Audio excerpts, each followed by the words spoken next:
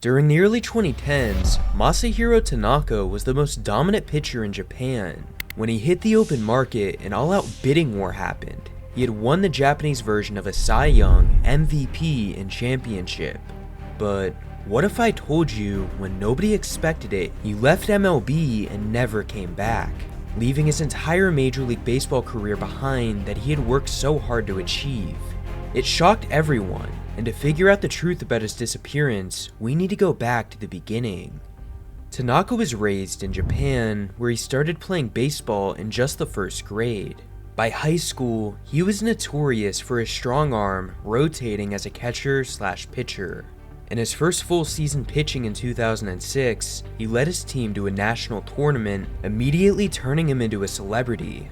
Now, the reason everyone was going crazy over him was because of how dominant he pitched. His final pitch in the tournament registered at 93 miles an hour, the first time that a player had ever pitched that speed in the event. Because of this, he earned himself the uniform number 1, signifying he had become his team's ace. And once again, he was responsible for leading his team back into another tournament. However, his school was forced to withdraw due to allegations of misconduct against their players. You see, sports in Japan are well known for being the toughest and at times the most disciplined programs on the planet. When they gained the opportunity to be back in a championship series, they weren't playing around. Everything was going smoothly until Masahiro became ill, likely due to the amount of innings he was pitching, meaning he was unable to start in the finals. He battled through the illness, jumping into the final game 3 innings in, recording 11 strikeouts with only 1 run given up.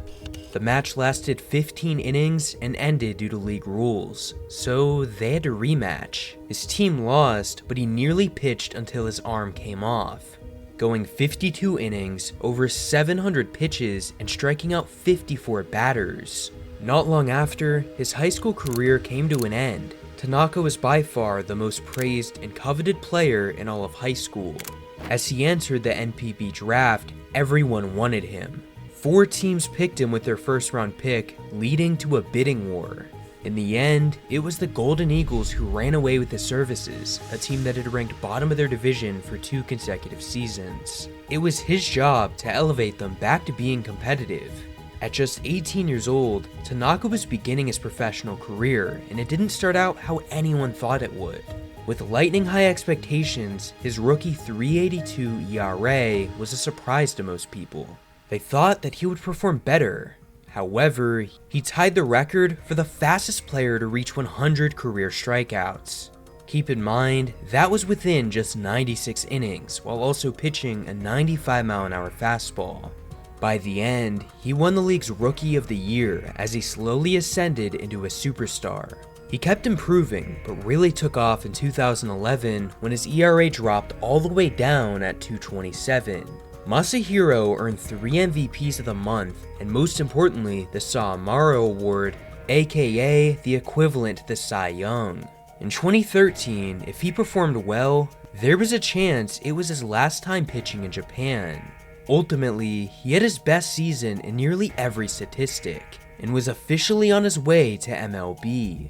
There was no better moment for him to come out and dominate than the World Baseball Classic. With every country, GM, and scout watching, Masahiro was the talk of the planet for Team Japan. At times, he looked dominant like everyone expected him to be, recording a small 2.57 ERA, striking out 12 batters in 7 innings. But when it truly mattered, he failed to rise up to the occasion. Bleacher Report rated him and his country as some of the biggest losers from the entire event. This worried many people, so his future MLB contract completely relied on a good regular season. Ultimately, his numbers were unlike anything that we had ever seen. He broke records, winning 30 games on the mound in a row, unbeaten, with no team able to stop him. With just a 1.27 ERA, he was primed to break the baseball market, and had one more thing left to prove, which was pitching in a big game.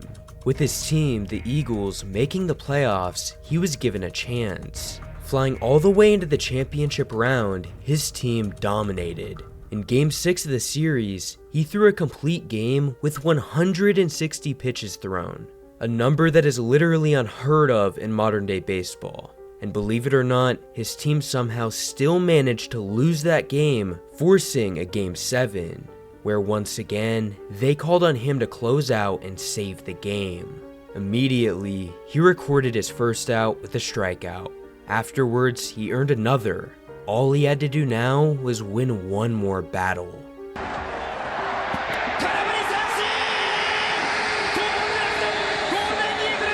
Masahiro had officially gotten his team the win just one night after nearly throwing his arm out. As you could imagine, this made him one of the most coveted players on the entire market. At a time when pitchers from Japan were thriving like Yu Darvish, it was expected that Tanaka would break baseball. With 6 primary suitors in the race to land him, it was ultimately the New York Yankees who pulled it off. I am thankful as the manager to sign Masahiro and add a very important piece of the puzzle to us getting back to where we want to be, the World Series. He's a great pitcher, and he obviously is here with us for a long time. He was joining a team that had missed the postseason a year prior for only the second time since 1994. It was a new era of Yankee baseball, with Derek Jeter on his way out and A-Rod getting a full suspension. It was up to him to lead the Yankees into success. But against his first MLB batter, he gave up a home run. After that, he settled in, recording 7 innings and 8 strikeouts. He also quickly broke a Yankee record for the most strikeouts by a pitcher in their first 2 appearances. By the end of June, he had already pitched 3 complete games and worked his way down to a 2.11 ERA. Because of that success, he was voted into the MLB All-Star Game. Though, not long after, everyone noticed how bad he began to struggle, giving up a career high in runs on back-to-back starts in July. Some began to question whether there was something going on with him behind the scenes, and we got our answer. He suffered a major injury in his pitching elbow that could lead to Tommy John surgery down the line. The worst news a pitcher could hear. The next 6 weeks, he rehabbed and finally came back in late September. His arm was evidently not 100%, pitching a career-low 5 innings in his first game back, and giving up 7 runs in less than 2 innings in his second game. The Yankees had also missed out on the playoffs, effectively ending their season. It's safe to say New York wasn't going to rest in the offseason.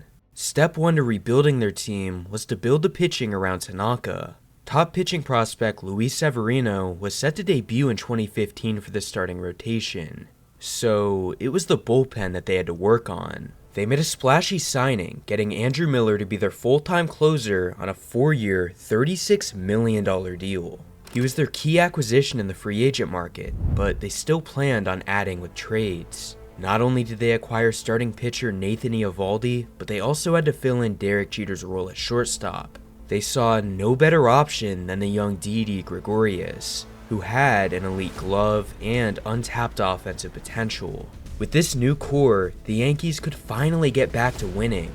On opening day, April 6th, it was Tanaka on the mound against the Toronto Blue Jays. In the first inning, he struck out 3 batters in a row, looking full-out dominant. But in the 3rd inning, his stuff fell apart and he gave up 5 runs, including a home run to Edwin Encarnacion. He was taken out of the game 1 inning later. After losing that start, he came back in his next one, struck out 3 Red Sox, but allowed 4 runs.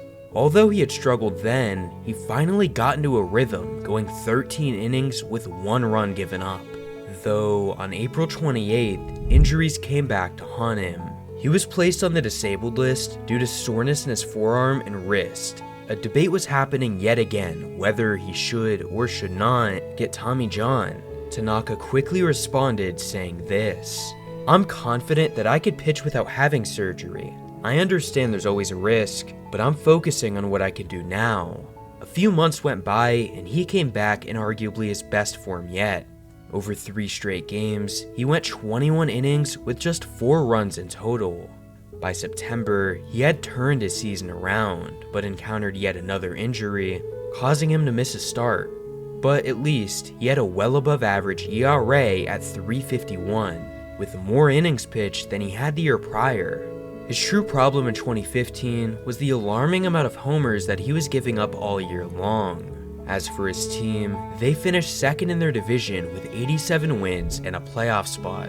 With team manager Joe Girardi still considering Tanaka as their ace, he was pitching in the biggest game of his MLB career to this point, the wild card. Tanaka was facing an Astros team that had the 6th most runs scored in MLB. Regardless, he started the first inning by making the Astros look silly with just wicked strikeouts. However, when they returned for the second inning, this happened.